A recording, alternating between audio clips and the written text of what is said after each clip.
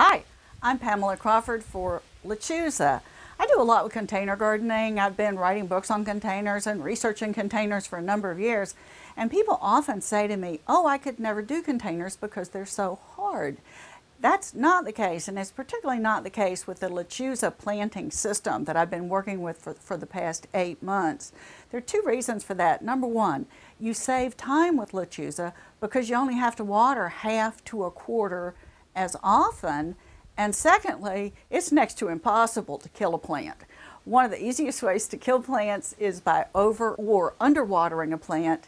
And with the Lechuza watering system, we talk a lot more about that later on in this video series in the section on watering.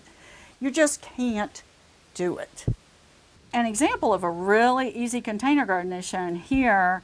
We planted this one last summer. I really liked it because we didn't have to do much of anything to it after we planted it other than occasionally water. And this one lasted about 7 months. The dragonwing begonia, which is the centerpiece on top, that's one of my favorite container plants, bloomed constantly. We never touched it. The sweet potato vines that are going down the side, those are those beautiful lime and that dark blacky vine that's twining in it, do occasionally get little bugs. We tend to leave the bugs alone because we don't like to spray with pesticides.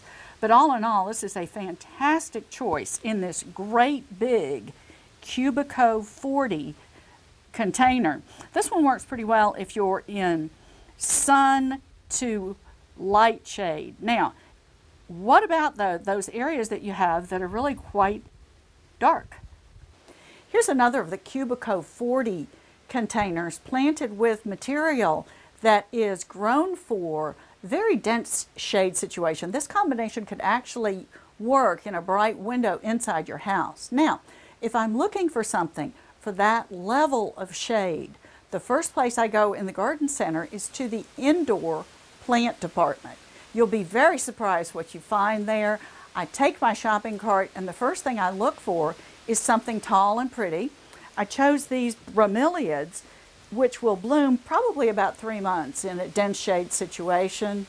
And look what I found here, these absolutely gorgeous tuberous begonias that were grown for very, very low light situations.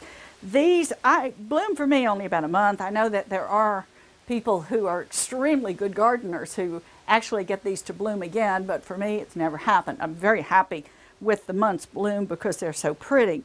And then I just used ivy along the edges. This follows the recipe that you see me use over and over again. Spiky plant in the middle, mounding plant in between, trailing plant along the edge. Now, be careful a little bit with ivy.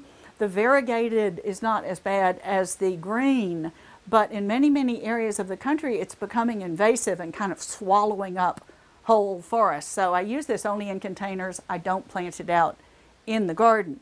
This is a Cubico 40 container. I like this one because it's chunky, because it's big, and because it really, really makes a statement wherever you put it. Thank you very much.